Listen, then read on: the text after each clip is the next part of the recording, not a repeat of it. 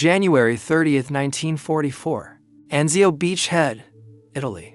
The pencil trembled in Hetman Vera Hoffmann's hand as he pressed against the concrete wall of his command bunker, recording what he had just witnessed through the observation periscope.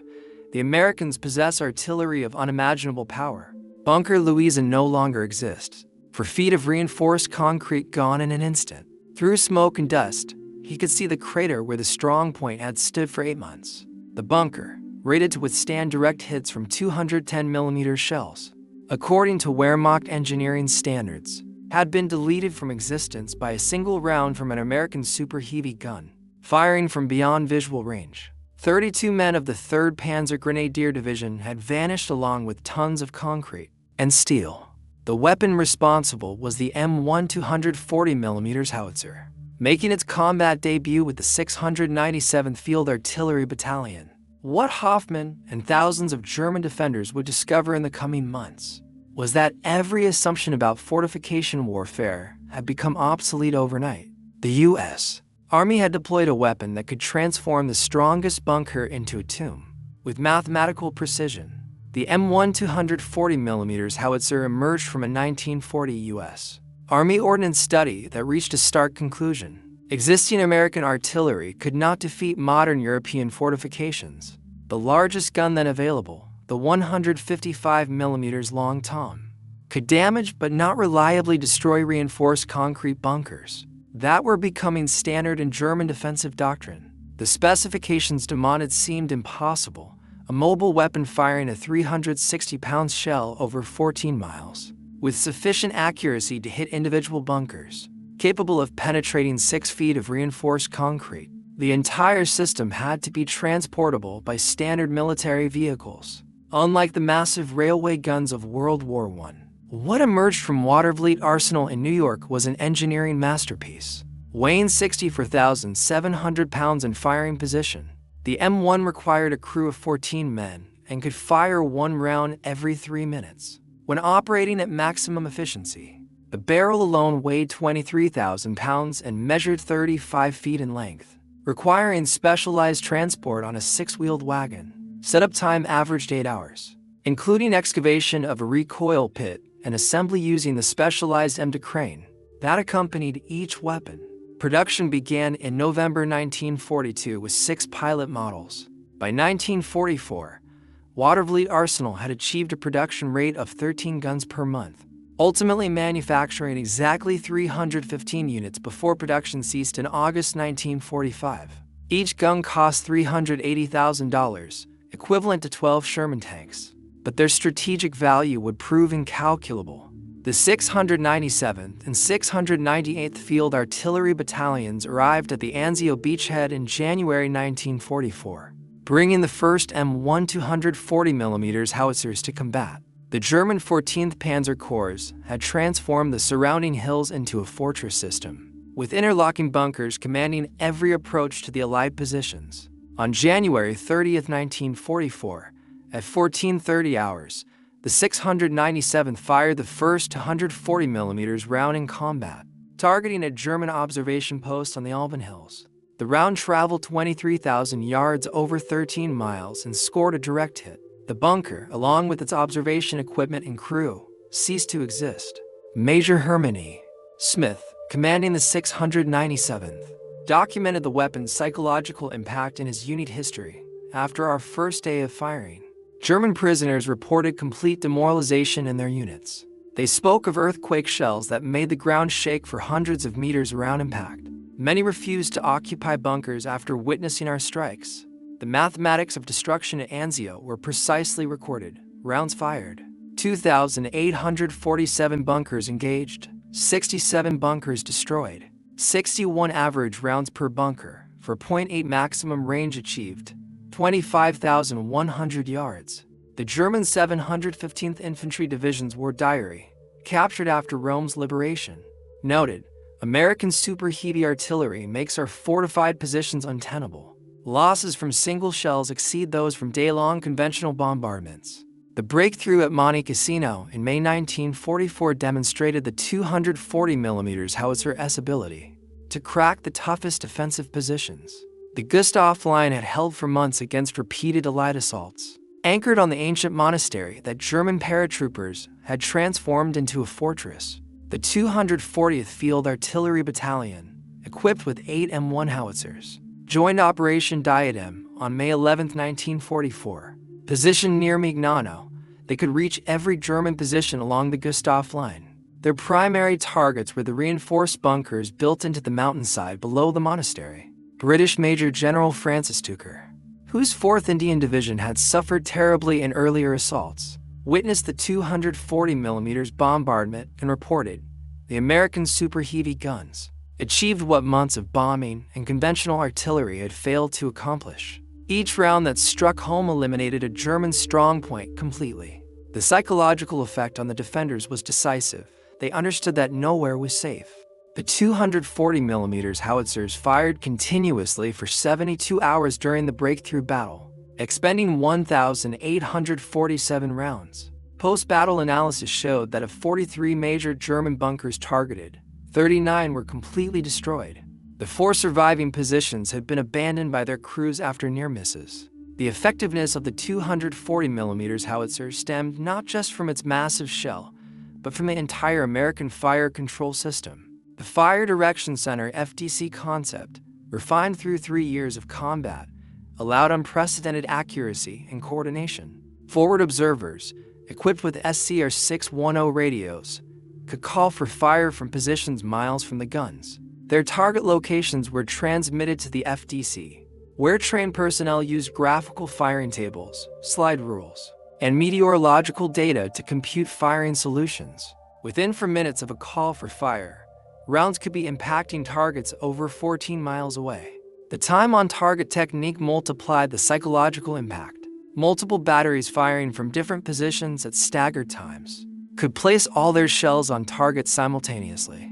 A German bunker might receive 6 to 140mm rounds within a 2-second window, over a ton of high explosive arriving without warning. Lieutenant Colonel Thomas B.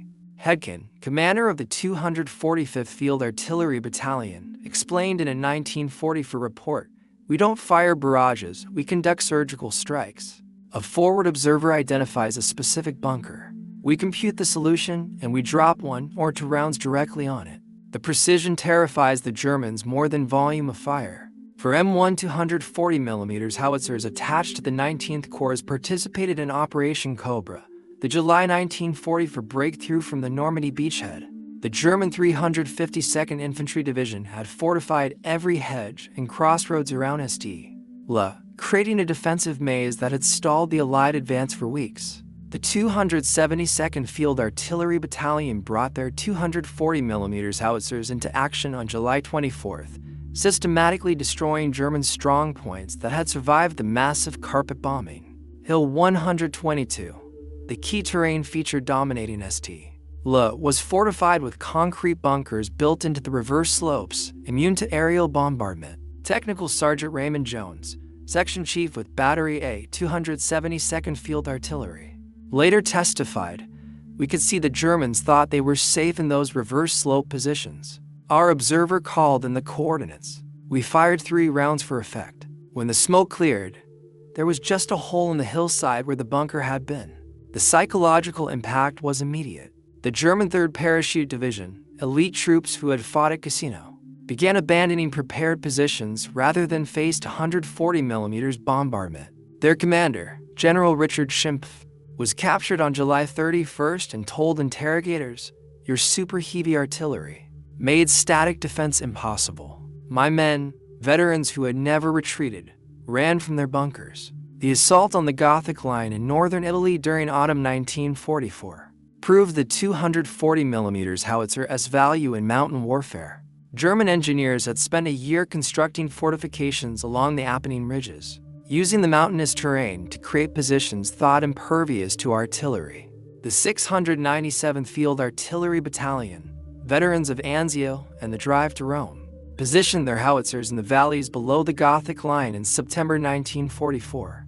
Using high-angle fire, they could drop shells almost vertically onto German positions carved into the reverse slopes of mountains.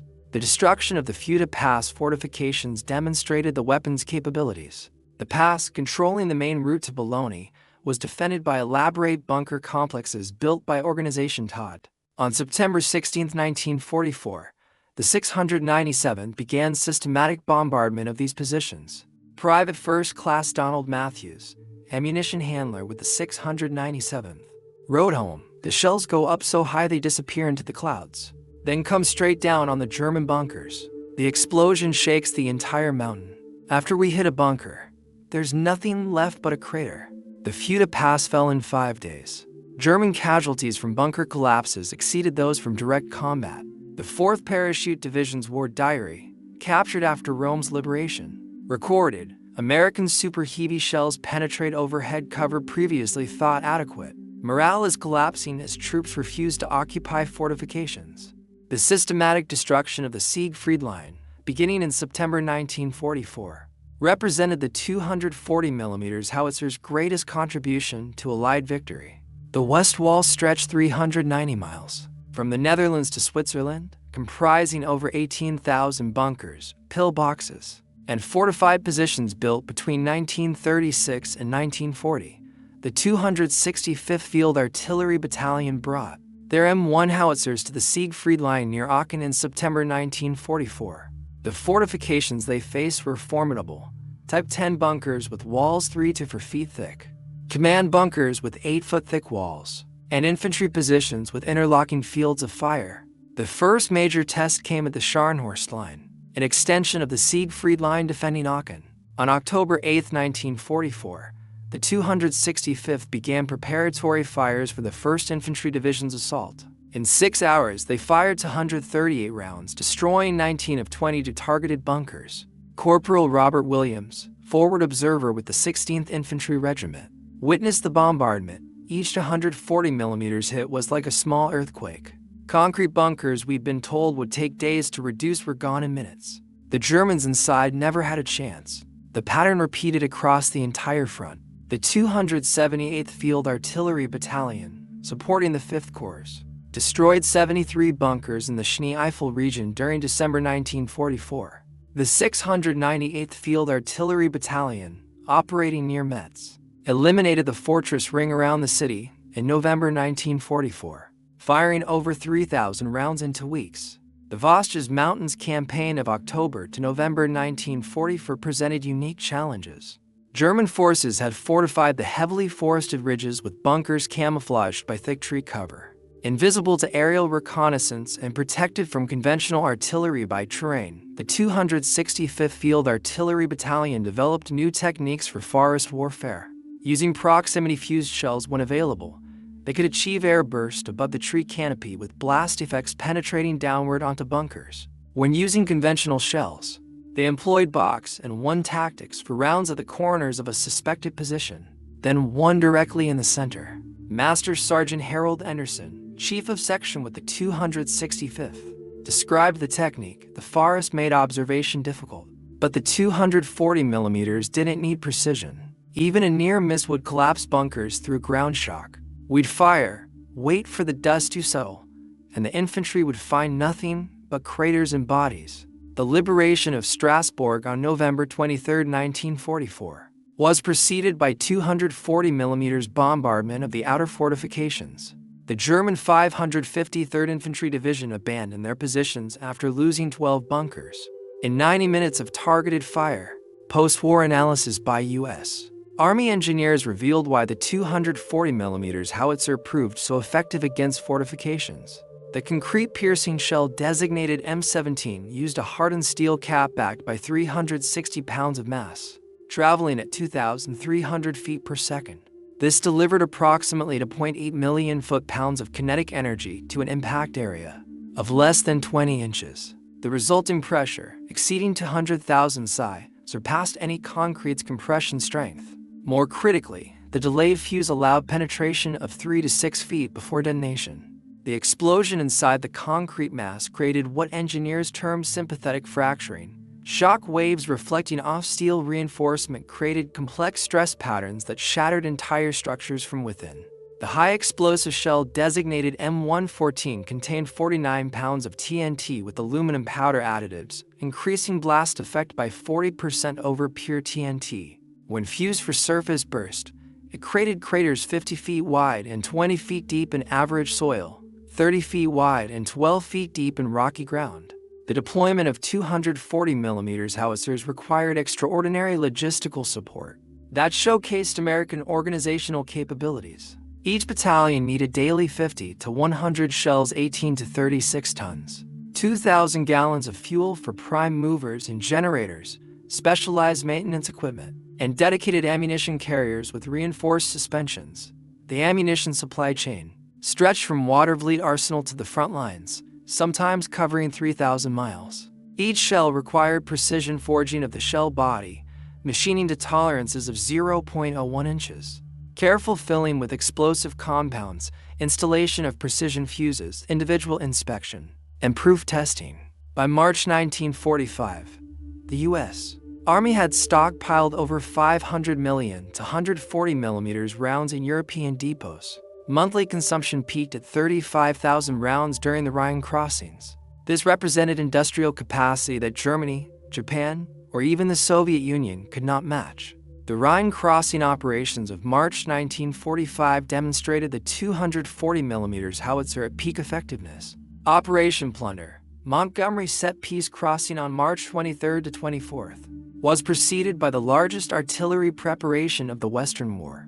American the 12th Corps contributed 12,000 to 140mm howitzers to the bombardment. The target was the Wesel fortified zone, where the German 84th Infantry Division had constructed elaborate bunker systems along the east bank. Beginning at 17 o'clock hours on March 23rd, the 240mm howitzers began systematic destruction of identified positions. Captain William Morrison, commanding Battery B, 278th Field Artillery Battalion, recorded, "We had aerial photographs showing every bunker. Starting from the north, we worked our way south, engaging each position with 4 to 6 rounds. By midnight, we destroyed 31 bunkers and damaged 12 more. The crossing met little resistance." German survivors reported complete demoralization after watching their fortifications disintegrate. The 84th Division's strength return showed 2,400 casualties from artillery alone, most from bunker collapses. The encirclement of Army Group B in the Ruhr Pocket, April 1st to 18th, 1945, saw 240mm howitzers reducing industrial facilities converted to fortresses. German forces had fortified factories, using reinforced concrete industrial structures as defensive positions. The 698th Field Artillery Battalion supported the reduction of the pocket's northern sector. The Krupp Steel Works in Essen, fortified with additional concrete reinforcement, was targeted on April 9th. 240mm rounds transformed the main factory buildings into twisted rubble. Staff Sergeant James Peterson, forward observer with the 313th Infantry Regiment, witnessed the destruction. These weren't normal buildings. They were industrial fortresses with walls 3 feet thick. The 240mm shells went through them like tissue paper. The psychological effect on the defenders was total. They surrendered in masses after seeing what happened to the Krupp Works. Army Group B, initially 430,000 strong, surrendered after just 18 days. Intelligence reports credited the rapid collapse partially to the systematic destruction of fortified positions by super heavy artillery, which convinced defenders that resistance was futile. The Watervliet Arsenal's production of 240mm howitzers represented American industrial mobilization at its finest. The facility, established in 1813, had become America's premier large-caliber gun factory by World War II. Production statistics tell the story. November 1942, 6 pilot models 1943, 72 units monthly average, 6 1,944, 158 units monthly average, 13. January to August 1945, 79 units monthly average, 10 total production, 315 units. The workforce peaked at 9,100 employees, working 3 shifts, 7 days a week. Women comprised 35% of the workforce, performing precision machining operations previously considered impossible for female workers. The Arsenal's monthly payroll exceeded $3 million, making it the Capital District's largest employer. Each gun barrel required 65 tons of special steel, 847 individual machining operations. 72 hours of precision boring, heat treatment in furnaces reaching 1,500 F, and individual-proof firing with overpressure charges. The quality control was exceptional of 315 guns produced, only to failed acceptance testing, both due to minor recoil mechanism issues quickly corrected. No M1 240mm howitzer ever failed catastrophically in combat. American production of 240mm ammunition defied German comprehension. Watervliet Arsenal alone produced 2,000 rounds monthly by 1944. Additional production at Picatinny Arsenal and civilian contractors brought total monthly production to 10,000 rounds by early 1945. Each round represented a masterpiece of mass production. Shell body forged from 4,140 chrome molybdenum steel machined to tolerances of plus or minus 0.01 inches, filled with 49 pounds of grade A TNT, fitted with precision machined rotating bands individually gauged and inspected. The logistics chain delivered this ammunition with remarkable efficiency.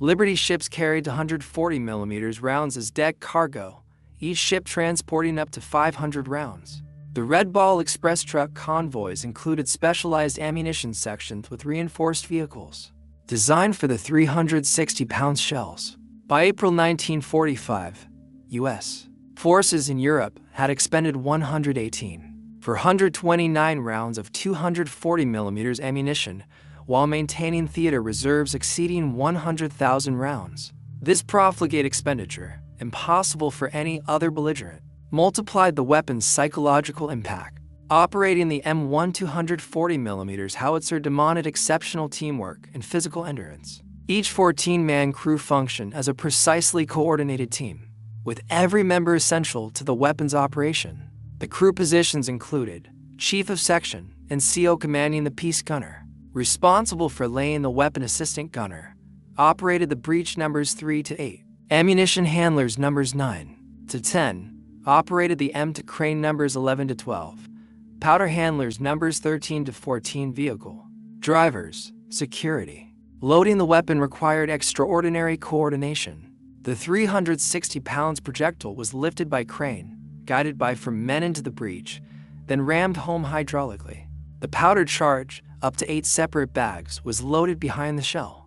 The entire process took 90 seconds for a well-trained crew. Private First Class Michael Sullivan, ammunition handler with the 697th Field Artillery Battalion, described the physical demands. After 10 rounds, everyone was exhausted.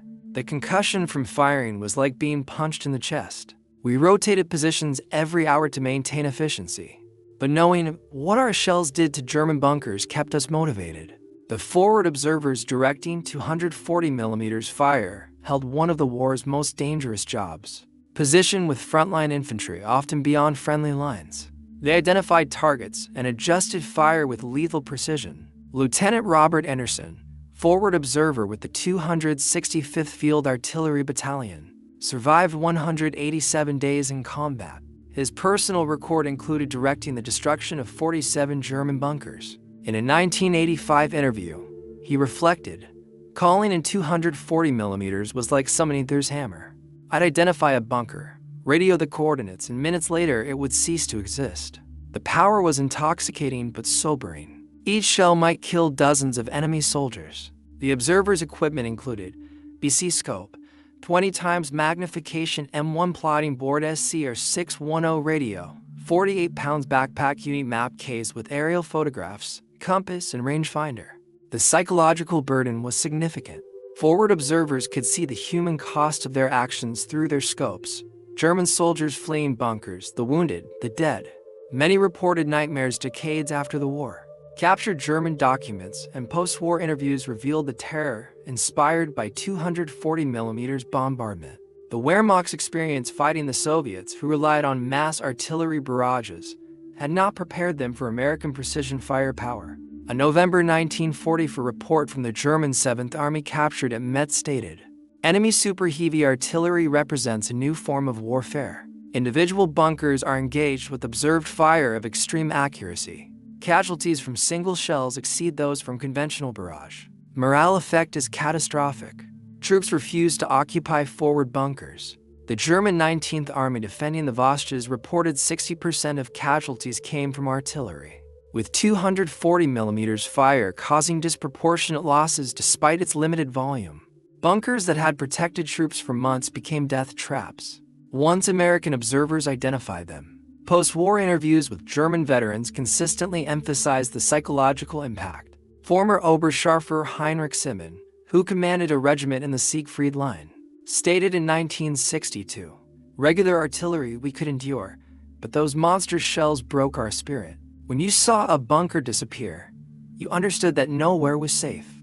Many of my men shot themselves rather than wait for the next shell." The M1 240mm Howitzer was part of an Allied super heavy artillery force that included British and Soviet weapons, but American industrial capacity made the difference. Comparative production figures: U.S. M1000 140mm Howitzer, 315 units British BL 7.2-inch Howitzer, 36 units Soviet 180mm BR-5 mortar, 47 units German 24cm K3 railway gun, 8 units. The American advantage lay not just in quantity, but in mobility and sustained operations. While German and Soviet super heavy guns required rail transport or extensive site preparation, the M1 could be towed slowly by tracked vehicles and emplaced anywhere with suitable ground. British observers consistently praised American super heavy artillery. Major General Sidney Kirkman, artillery commander for the 13th Corps, wrote, "The American 240mm Howitzer achieved what our own heavy guns could not: the systematic rapid destruction of fortified positions." At Cassino, these weapons were largely responsible for the breakthrough, as Allied forces drove into Germany proper in early 1945. The 240mm Howitzer continued its destructive work. Every German city designated a fortress by Hitler faced systematic bombardment by super heavy artillery. The Siege of Aschaffenburg, March 25 to April 3, 1945, demonstrated the weapon's urban warfare capabilities. The German 36th Infantry Division had fortified the medieval city, barricading streets and converting buildings into strongpoints. The 265th Field Artillery Battalion positioned for howitzers across the Main River, systematically destroying defensive positions. The precision was remarkable. Forward observers could place 240mm rounds through specific buildings without damaging adjacent structures. This selective destruction convinced many German commanders to surrender, rather than see their cities leveled. The capture of Nuremberg, April 16 to 20, 1945, saw 3 240mm battalions in action. The medieval fortifications, reinforced with modern concrete, crumbled under bombardment. The 698th Field Artillery Battalion destroyed 8 major bunkers in the old city walls in 4 hours of firing on April 19th. When Germany surrendered on May 8, 1945, American 240mm howitzers had made a decisive contribution to victory. The final statistics from U.S. Army Ordnance: total rounds fired in ETO, 118. For 129 bunkers, fortifications engaged, 3,847 confirmed destroyed, 3,114 81% damaged beyond use. For 189 13% rounds per target destroyed, 38 average. Maximum range achieved in combat, 25,255 yards. Gun tube replacements required, 23 catastrophic. Failures, 0. The human cost inflicted by 240mm fire is harder to quantify. German records, often incomplete, suggest 15,000 to 20,000 casualties directly from 240mm bombardment, with psychological casualties possibly doubling that figure. Combat experience led to continuous improvements in 240mm howitzer employment. Early operations revealed that the 8-hour emplacement time limited tactical flexibility. By 1945, experienced crews had reduced setup time to under 4 hours through improved procedures and equipment. The development of mechanical fuse setters increased rate of fire from 1 round per 3 minutes to 1 per 2 minutes for sustained operations. Improved powder formulations extended barrel life from 500 to 800 rounds between replacements. The most significant innovation was the integration of photo reconnaissance with fire planning. By 1945, forward observers received annotated aerial photographs showing every potential target, numbered and gridded. This reduced mission processing time from 10 minutes to under 4.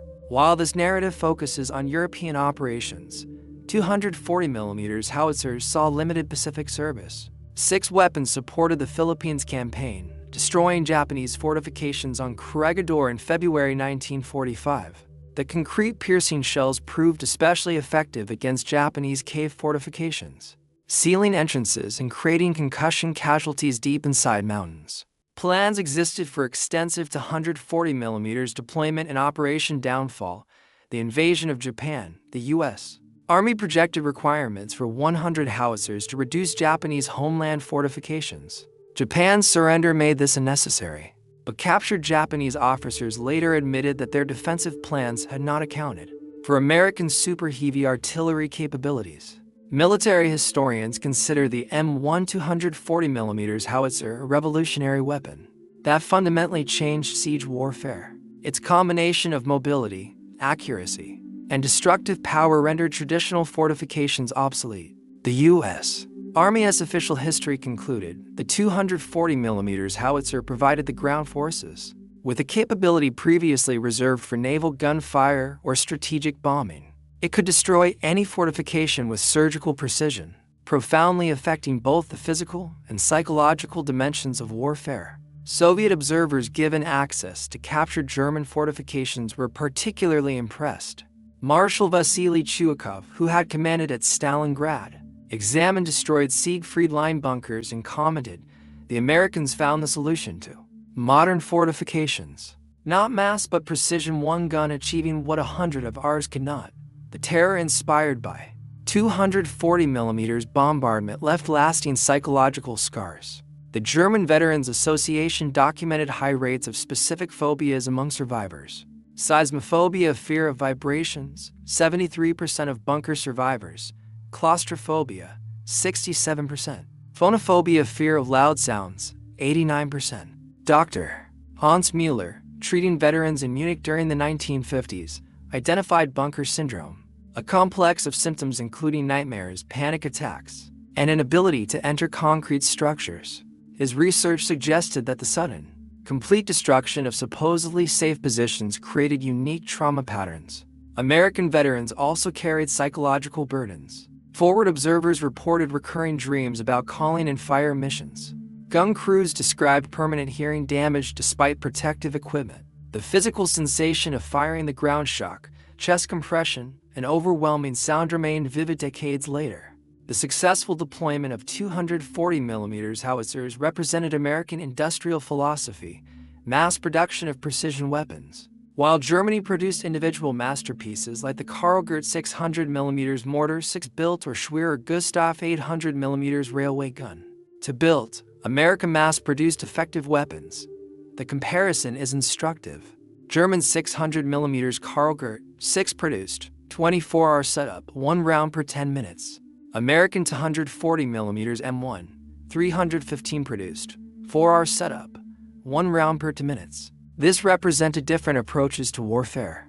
Germany sought wonder weapons, Wunderwaffen, that would provide decisive advantage through technological superiority. America sought producible weapons that would provide advantage through quantity and reliability. The 240mm howitzer program cost approximately $120 million in 1945, including development, production, and ammunition. This equaled the cost of 40 B-20 for bombers or 1,600 Sherman tanks. Yet the strategic impact, the ability to reduce any fortification quickly, justified the investment. The M1 240mm howitzer's influence extended beyond World War II. Its success demonstrated the value of super heavy mobile artillery, influencing Cold War weapon development. The Soviet Union developed the 2S for Chulpan 240mm self-propelled mortar, citing American World War II experience. The fire control techniques developed for the 240mm, particularly the FDC system and integration of aerial reconnaissance, became standard for all artillery. The M1 240mm howitzer achieved something rare in military history. It rendered an entire category of military architecture obsolete. For centuries, fortifications had provided defensive advantage. Concrete and steel bunkers represented the ultimate expression of this philosophy. The 240mm howitzer ended that era in 18 months of combat. General Dwight D. Eisenhower, in his post-war memoir, wrote, "The 240mm Howitzer gave us the ability to crack any defensive position quickly and economically. It saved thousands of Allied lives by eliminating fortifications that would have required costly infantry assaults." Field Marshal Albert Kesselring, defending Italy and later southern Germany, offered the enemy's perspective. The American 240mm gun was a weapon against which we had no answer. Our bunkers, built at enormous cost in materials and labor, became death traps. The psychological effect was devastating. Troops lost faith in any defensive position. Behind the statistics were individual soldiers whose service brought victory. Their stories, preserved in unit histories and personal memoirs, humanized the mechanical destruction. Sergeant David E. Mathis, 697th Field Artillery Battalion, served from Anzio through the war's end, participating in the destruction of over 100 enemy positions. In a 1990 interview, he reflected, "We knew we had something special. When the infantry called for us, we could eliminate obstacles that had stopped entire divisions. But we also knew every shell might kill dozens of enemy soldiers. It was necessary, but it wasn't easy." Lieutenant Harold Saunders, 272nd Field Artillery Battalion, directed fire during the Normandy breakout. His forward observer team spent 73 consecutive days in combat, calling in missions that destroyed 31 German strongpoints. The 240mm was our ace in the hole. When nothing else worked, when the Germans thought they were safe, we could reach out and touch them. It saved American lives, and that's what mattered. These men, and thousands like them, operated weapons of unprecedented destructive power with professional precision. They transformed American industrial might into battlefield victory, one devastating round at a time. German tactical doctrine evolved rapidly in response to 240mm bombardment, though no truly effective countermeasure emerged. By late 1944, Wehrmacht defensive instructions emphasized dispersion and camouflage over fortification. The German 7th Army's December 1940 for tactical directive stated, "Fixed fortifications must be abandoned when American super heavy artillery is present.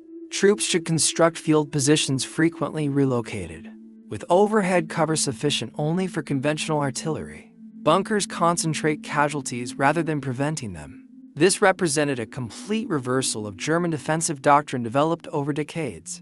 The Prussian tradition of elaborate field fortifications, refined through World War I and the Eastern Front, crumbled before American firepower. Some German innovations showed promise. Dummy positions heated to simulate occupation sometimes drew fire away from actual positions. Smoke generators obscured observation. Electronic jamming attempted to disrupt American radio communications. But these measures only delayed the inevitable. General Hasso von Manteuffel, commanding 5th Panzer Army during the Battle of the Bulge, summarized German frustration: "We could accept being outproduced. That was expected fighting America. But the precision of their heavy artillery made every defensive position vulnerable. We were not just outgunned, but outclassed." Operating 240mm Howitzers extracted a price from American forces as well.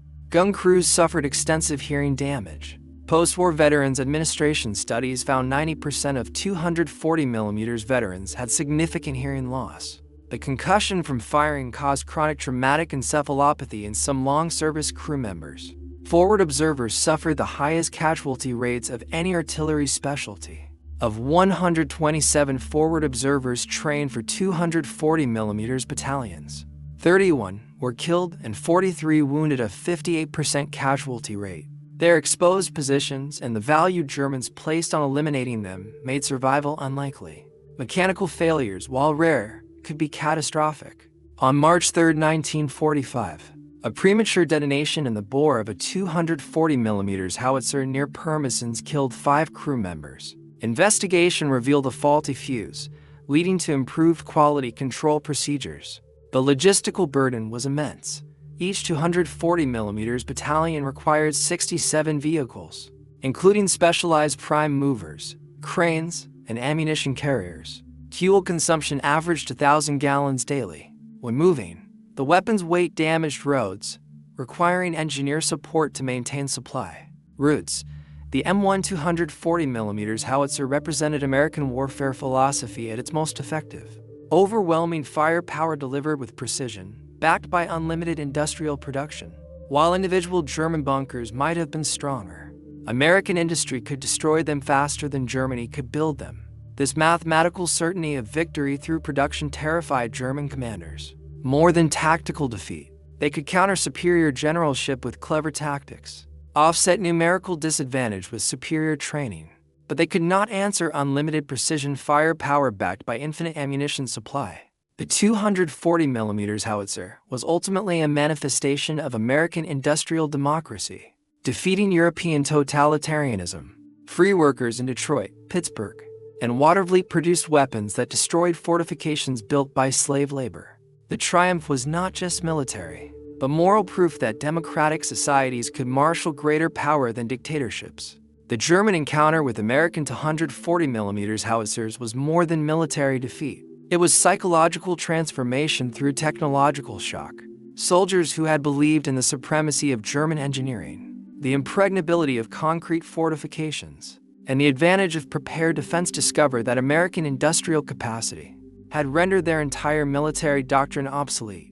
The numbers tell only part of the story. 315 howitzers produced, 118,429 rounds fired, 3,114 bunkers destroyed. The true impact was measured in the complete collapse of German faith in fixed defenses. Every shattered bunker demonstrated American superiority, not just in firepower, but in every aspect of modern warfare: logistics, production, technology, and organization. The 240mm Howitzer did more than destroy fortifications.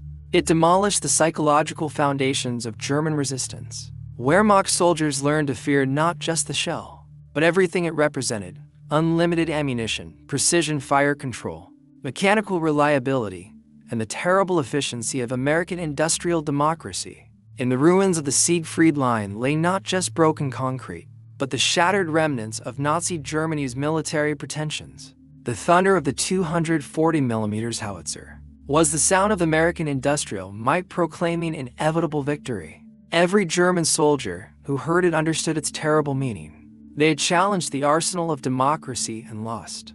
The terror would echo long after the guns fell silent. Veterans would spend decades trying to process the trauma of watching their supposedly impregnable fortifications vanish in clouds of pulverized concrete. But from that terror came transformation, the recognition that the age of fixed fortifications had ended, and with it, any military doctrine based on static defense. The M1 240mm Howitzer had spoken with the voice of American industry, and its message was unmistakable. In modern industrial warfare, there is no defensive position that cannot be destroyed, no fortification that cannot be breached, no bunker that cannot become a tomb. The Germans were not simply terrified when US 240mm Howitzers obliterated their fortresses. They were